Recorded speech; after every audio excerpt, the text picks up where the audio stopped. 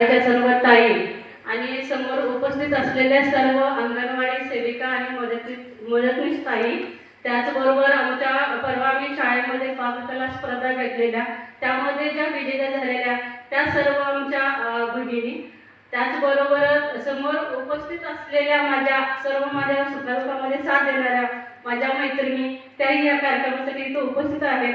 त्याचबरोबर आजच्या कार्यक्रमाच्या पाहुण्या ज्या आमच्या नंदिनीताई घाणेकर यांनी आत्ताच आपल्याला खूप छान अशी माहिती दिली महिलांच्या उपयोगी आणि महिलांसाठी. त्यांनी एकदम सुंदर असं म्हणजे त्यांचं भाषण झालेलं आहे. त्याचबरोबर इथं सर्व माझे शिक्षक बंधूही उपस्थित आहेत, त्यांनाही माझा नमस्कार. आणि प्रथम आज 8 मार्च जागतिक महिला दिन. आज महिला वुमन्स डे आहे. तर आज महिला दिनानिमित्त आज हा कार्यक्रम घेतलेला आहे.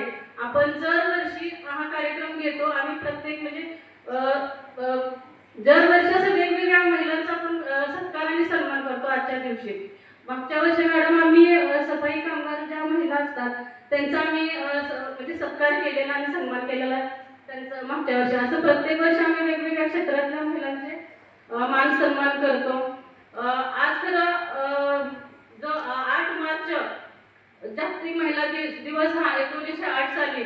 जर आजच्या दिवशी आपण प्रत्येकाच्या भाषणामध्ये येतोच की ज्या महिलांनी आपल्यासाठी जी गिरणी कामगार महिला होत्या त्यांनी आपल्यासाठी जो लढा दिलेला होता महिलांच्या हक्कासाठी, संघर्षासाठी, ज्या म्हणजे आपल्याला जे कामाच्या ठिकाणी जास्त वेळ काम करून घेणं आणि कामाचे तास जास्त आणि त्याचा मोबदला कमी देणं आणि आपल्या हक्कासाठी ज्यांच्यासाठी ज्या महिलांनी लढा दिलेला होता तो आजचा दिवस. आणि त्या कार्यक्रमाची दखल घेऊन ज्या क्लारा जेडगी ज्या मॅडम होत्या त्यांनी आपल्याला 8 मार्च 1908 साली हा दिवस महिला दिवस म्हणून त्यांनी त्या दिवशी घोषित केला.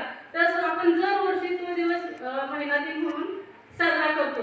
तर ह्या प्रत्येकाच्या भाषणामध्ये त्या दिवसाचे आपण जाणून बुजून उल्लेख करतो की आणि केलाच पाहिजे. कारण त्या महिलांनी जे आपल्यासाठी जो संघर्षाचा लढा द्यायचा जो शिकवण दिली त्यांनी ते आपल्याला आपल्यामध्ये जे अभिनले की आपण कुठल्याही क्षेत्रात म्हणजे काही कशामध्ये आपल्याला जर अन्याय होत असेल तर आपण तो सहन करत नाही, म्हणजे तो आपण त्याच्या विरुद्ध आवाज उठवला पाहिजे. ही हिंमत आपल्यामध्ये त्या महिलांनी केली आणि त्यांचा तो उल्लेख आपण इथे केलाच पाहिजे.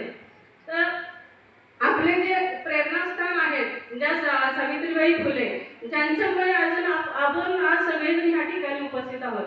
कारण ज्यांनी आपल्यासाठी त्यांनी लहानपणी लग्नाच्या अगोदर ज्या छोट्या होत्या लहानपणी त्यांचं लग्न झालं, लग्नाच्या अगोदर पासून त्यांनी जी संघर्षाचा लढा दिला. कारण त्या लहान होत्या, लहानपणी त्यांचं लग्न झालं, ते नायगावच्या पाटलांची मुलगी होत्या तरी पण त्यांना शिक्षणातून वंचित ठेवलेलं होतं.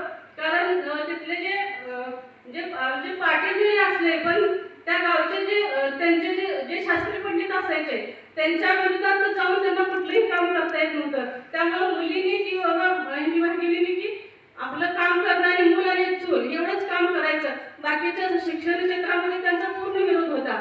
आणि ते पाटलांची मुलगी असून सुद्धा त्यांना शिक्षण घेता आलं नाही. कारण त्यांना लहान वयामध्येच त्यांनी जो संघर्ष केला. कारण त्यांची ज्या सावित्रीबाईंची जी मैत्रीण होती तिचं सुद्धा लहानपणी लग्न झालं आणि लग्न झाल्यावरती काय त्यांना त्यांच्या मिस्टरांचं निधन झालं आणि त्यानंतर त्यांना जे केस वगैरे कटिंग करायला लागले, त्यांची जी अवस्था झालेली त्या मुलीनं म्हणजे त्यांनी पाहिली तेव्हा त्यांनी त्यांच्या वडिलांना सांगितलं की बाबा मला सुद्धा बाबा हे जर असं असेल मुलींच्या आयुष्यात तर मला लग्न करायचं नाही. त्यानंतर मग वडिलांनी किंवा त्यांच्या आईने त्यांची समजून काढली, परत त्यांचं सावित्रीबाईंचं लग्न केलं. तो संघर्ष त्यांनी तसाच चालू ठेवला, अन्यायाविरुद्ध लढा आणि जे महिलांसाठी शिक्षण, कारण ज्या महिला अशिक्षित आहेत ज्या शिक्षित नाही त्या महिलांसाठी त्यांनी नंतर शिकण्याची धडपड चालू केली आणि त्यांना ज्योतिबा रावांनी त्यांना साथ दिली. कारण ज्योतिबा राव